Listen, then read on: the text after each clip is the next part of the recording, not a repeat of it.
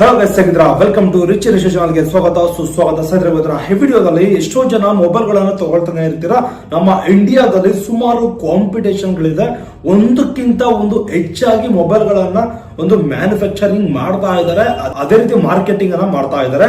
ಅದೇ ರೀತಿ ಇವತ್ತಿನ ಈ ವಿಡಿಯೋದಲ್ಲಿ ನಿಮ್ಗೆ ಏನಾದ್ರು ಒಂದು ಈ ರಿಯಲ್ಮಿ 15 Pro ಮೊಬೈಲ್ ಅನ್ನ ಬೈ ಮಾಡೋದ್ರಿಂದ ನಿಮ್ಗೆ ಏನೆಲ್ಲ ಅನುಕೂಲಗಳಾಗುತ್ತೆ, ಏನೆಲ್ಲ ಅನಾನುಕೂಲಗಳಾಗುತ್ತೆ, ಇದ್ರ ಬಗ್ಗೆ ಒಂದು ಕ್ಲಿಯರ್ ಆಗಿ ಈ ವಿಡಿಯೋದಲ್ಲಿ ತಿಳಿಸ್ಕೊಡುವಂತ ಒಂದು ಪ್ರಯತ್ನ ಮಾಡ್ತೀನಿ. ಈ ಬಜೆಟ್ಗೆ ವರ್ತ ಈ ಮೊಬೈಲ್ ಅಂತ ನಾನು ನಿಮಗೆ ಡೀಟೇಲ್ ಆಗಿ ಹೇಳ್ಕೊಡುವಂತ ಒಂದು ಪ್ರಯತ್ನ ಮಾಡ್ತೀನಿ.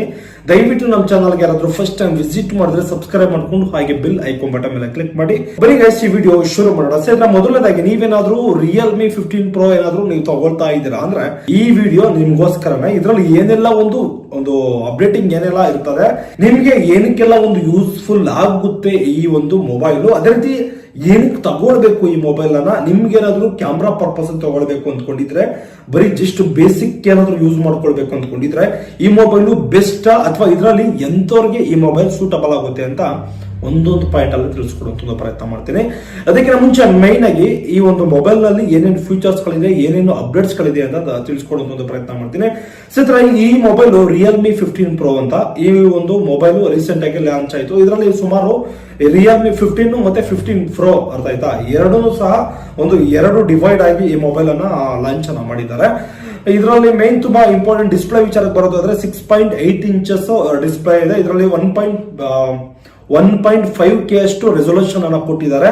144 Hz ರಿಫ್ರೆಶ್ ರೇಟ್ ಅನ್ನ ಸಹ ಕೊಟ್ಟಿದ್ದಾರೆ. IP69 ರೇಟಿಂಗ್ ಅನ್ನು ಸಹ ಇದರಲ್ಲಿ ಕೊಟ್ಟಿದ್ದಾರೆ ಅಂತ ಹೇಳಬಹುದು. ಸರ್, ಇದರಲ್ಲಿ ಸುಮಾರು 6500 ನಿಟ್ಸ್ ಅಷ್ಟು ಬ್ರೈಟ್ನೆಸ್ ಅನ್ನ ಕೊಟ್ಟಿದ್ದಾರೆ ಅಂತ ಹೇಳಬಹುದು. ತುಂಬಾ ಅದ್ಭುತ ಆಯ್ತಾ, ತುಂಬಾ ಎಕ್ಸಲೆಂಟ್ ಅಂತ ಹೇಳಬಹುದು. ಡಿಸ್ಪ್ಲೇ ವಿಚಾರದಲ್ಲಿ ಯಾವುದೇ ತರಹದ ಒಂದು ಕಾಂಪ್ರಮೈಸ್ ಇರೋ ತುಂಬಾ ಚೆನ್ನಾಗಿದೆ ಈ ಬಜೆಟ್ ನಲ್ಲಿ.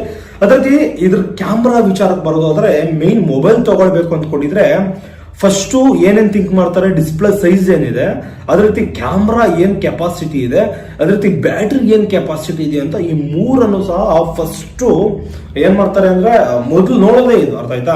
ಪ್ರೊಸೆಸರ್ ಅದು ಇದು ನೆಕ್ಸ್ಟ್ ನೋಡ್ಕೊಳ್ತಾರೆ. ಮೇನ್ ಆಗಿ ಈ ಒಂದು ಮೊಬೈಲ್ ನಲ್ಲಿ ಈ ಒಂದು ಫೀಚರ್ಸ್ ಗಳು ಇದೆಯಾ ಅಂತ ಕಂಪಲ್ಸರಿ ಆಗಿ ನೋಡ್ತಾರೆ. ಇದರ ಕ್ಯಾಮ್ರಾ ವಿಚಾರಕ್ಕೆ ಬರೋದಾದ್ರೆ ಸುಮಾರು 50 MP ಬ್ಯಾಕ್ ಕ್ಯಾಮ್ರಾವನ್ನ ಕೊಟ್ಟಿದ್ದಾರೆ.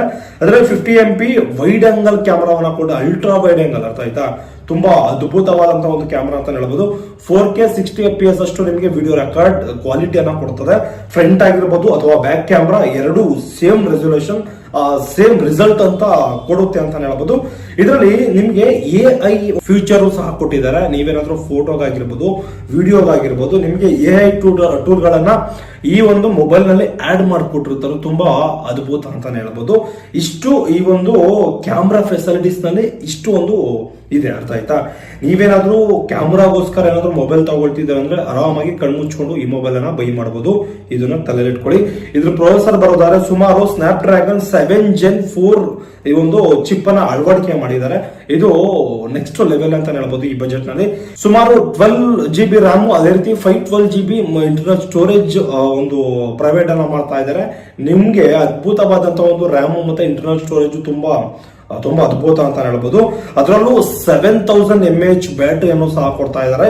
ಇದ್ರಲ್ಲಿ ನಿಮ್ಗೆ 80 weight ಒಂದು ಸೂಪರ್ ಫಾಸ್ಟ್ ಚಾರ್ಜರ್ ಅನ್ನು ಸಹ ಪ್ರೊವೈಡ್ ಅನ್ನ ಮಾಡ್ತಾ ಇದ್ದಾರೆ. ಇದು ನಿಮ್ಗೆ ತುಂಬಾ ಎಕ್ಸಲೆಂಟ್ ಅಂತ ಹೇಳ್ಬೋದು. IP68 ಮತ್ತೆ 69 ರೈಟಿಂಗ್ ಅನ್ನ ಕೊಡ್ತಾ ಇದ್ದಾರೆ. ತುಂಬಾ ಎಕ್ಸಲೆಂಟ್ ಅಂತ ಹೇಳ್ಬೋದು. ಈ ಒಂದು IP68 ಮತ್ತೆ 69 ಏನೇನಕ್ಕೆಲ್ಲ ಯೂಸ್ ಆಗುತ್ತೆ ಅಂದ್ರೆ, ನಿಮ್ಗೇನಾದ್ರೂ ಒಂದು ಸ್ವಿಮ್ಮಿಂಗ್ ಪೂಲ್ ಗಳಲ್ಲಿ ಫೋಟೋಸ್ ಗಳನ್ನ ಕ್ಲಿಕ್ ಮಾಡೋದಾಗಿರ್ಬೋದು, ಅಥವಾ ಏನಾದ್ರು ವಾಟರ್ ಎಲ್ಲಿ ಏನಾದ್ರು ಫೋಟೋ ಕ್ಲಿಕ್ ಮಾಡೋದು ಹುಚ್ಚು ಹ್ಯಾಬಿಟ್ಸ್ ಏನಾದ್ರು ಇದ್ರೆ ನಿಮ್ಗೆ ತುಂಬಾ ಹೆಲ್ಪ್ಫುಲ್ ಆಗುತ್ತೆ. ಇಷ್ಟು ಗಂಟೆ ಅಂತ ಕೊಟ್ಟಿರ್ತಾರೆ ಅಂದ್ರೆ ಇಷ್ಟು ನಿಮಿಷ ಅಂತ ಕೊಟ್ಟಿರ್ತಾರೆ, ಅಷ್ಟು ನಿಮಿಷಗಳು ಮಾತ್ರ ನೀವು ವಿಡಿಯೋ ಮಾಡೋದಕ್ಕೆ ಲಾಯಕ್ ಆಗಿರ್ತದೆ ಆ ಮೊಬೈಲ್. ಇದನ್ನ ದಯವಿಟ್ಟು ತಲೆ ಇಟ್ಕೊಳ್ಳಿ.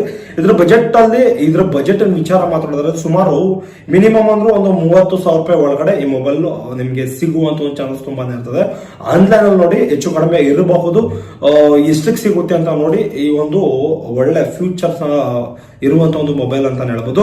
ಇದರಲ್ಲಿ ನಿಮ್ಗೆ ತುಂಬಾ ಇಂಪಾರ್ಟೆಂಟ್ ಏನಪ್ಪಾ ಅಂದ್ರೆ, ಈ ಮೊಬೈಲ್ ಎಷ್ಟೋ ಜನ ತಗೊಳ್ಬಹುದಾ ತಗೊಳ್ಬಾರ್ದಾ ಅಂತ ನಿಮ್ಗೊಂದು ಕ್ಲಾರಿಟಿ ಬಂದಿರ್ತದೆ. ಅರ್ಥ ಆಯ್ತಾ?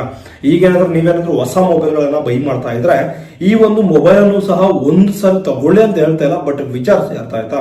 ಈ ಒಂದು ರಿಯಲ್ಮಿ ಆಗಿರ್ಬೋದು ಅಥವಾ ವಿವೋ ಆಗಿರ್ಬೋದು, ಓಪೋ ಆಗಿರ್ಬೋದು, ಇವೆಲ್ಲ ಒಂದೇ ಕ್ಯಾಟಗರಿ ಅರ್ಥ ಆಯ್ತಾ. ಕ್ಯಾಮ್ರಾ ಮೇಲೆ ಜಾಸ್ತಿ ಫೋಕಸ್ ಮಾಡ್ತಾರೆ. ಅದೇ ರೀತಿ ನಿಮ್ಗೆ ಏನಾದ್ರು ಗೇಮಿಂಗ್ ಪರ್ಪಸ್ಗೆ ಏನಾದ್ರು ತಗೊಳ್ತಿದ್ದೀರಾ ಅಂದ್ರೆ ಒಂದು ಲೆವೆಲ್ ಬೆಟರ್ ಅಂತಾನೆ ಹೇಳ್ಬೋದು. ಒಂದ್ಸರಿ ಒಂದಲ್ಲ ಒಂದು 4-5 ಮೊಬೈಲ್ಗಳನ್ನ ಕಂಪೇರ್ ಮಾಡಿ ಅದರಲ್ಲಿ ಯಾವ್ದು ಬೆಸ್ಟ್ ಆಗಿರುತ್ತದೆ ನೀವು ಆ ಮೊಬೈಲ್ಗಳನ್ನ ಚೂಸ್ ಮಾಡ್ಕೊಂಡು ತುಂಬಾ ಬೆಸ್ಟ್ ಅಂತ ಹೇಳ್ಬೋದು. ನಾನು ಹೇಳಿರುವಂತಹ ಈ ಮೊಬೈಲ್ ಅಲ್ಲಿ ಇಷ್ಟು ಫೀಚರ್ಸ್ ಗಳಿದೆ. ನಿಮ್ಗೆ ಇಷ್ಟ ಆದ್ರೆ ಅರ್ಥ ಆಯ್ತಾ, ನಿಮ್ಗೆ ಏನಾದ್ರು ಸೂಟಬಲ್ ಅನ್ಸಿದ್ರೆ ಮಾತ್ರ ನೀವನ್ನ ಬೈ ಮಾಡಬಹುದು. ಯಾವುದೇ ರೀತಿ ಪ್ರಮೋಷನ್ ವಿಡಿಯೋ ಅಲ್ಲ ಅರ್ಥ ಆಯ್ತಾ. ಯಾಕೆಂದ್ರೆ ನಾನು ತಿಳಿಸ್ಕೊಡೋಕೆ ಒಂದು ಪ್ರಯತ್ನ ಮಾಡ್ತಾ ಇದ್ದೀನಿ ಅರ್ಥ ಆಯ್ತಾ, ಇನ್ನೇನು ಇಲ್ಲ ಇದರಲ್ಲಿ. ಓಕೆ ಗೈಸ್, ಇವತ್ತಿನ ಹೈ ವಿಡಿಯೋದಲ್ಲಿ ನಿಮ್ಗೆ ಸಣ್ಣ ಇನ್ಫಾರ್ಮೇಶನ್ ಅನ್ನ ತಿಳಿಸ್ಕೊಡೋಕೆ ಒಂದು ಪ್ರಯತ್ನ ಮಾಡಿದ್ದೀನಿ. ಮುಂದಿನ ದಿನಗಳಲ್ಲಿ ಇದೇ ರೀತಿ ಯಾವ್ದಾದ್ರು ಇನ್ಫಾರ್ಮೇಶನ್ಸ್ ಕೊಡಿದ್ರೆ ಖಂಡಿತವಾಗ್ಲೂ ತಿಳಿಸ್ಕೊಡೋಕೆ ಒಂದು ಪ್ರಯತ್ನ ಮಾಡ್ತೀನಿ. ದಯವಿಟ್ಟು ನಮ್ಮ ಚಾನಲ್ಗೆ ಯಾರಾದ್ರೂ ಫಸ್ಟ್ ಟೈಮ್ ವಿಸಿಟ್ ಮಾಡಿದ ಕೂಡಲೇ ಸಬ್ಸ್ಕ್ರೈಬ್ ಮಾಡ್ಕೊಂಡು ಹಾಗೆ ಬೆಲ್ ಐಕಾನ್ ಬಟನ್ ಮೇಲೆ ಕ್ಲಿಕ್ ಮಾಡಿ ಅಂತ ಕೇಳ್ಕೊಳ್ತಾ ಈ ವಿಡಿಯೋನ ಮುಗಿಸ್ತಾ ಇದ್ದೀನಿ.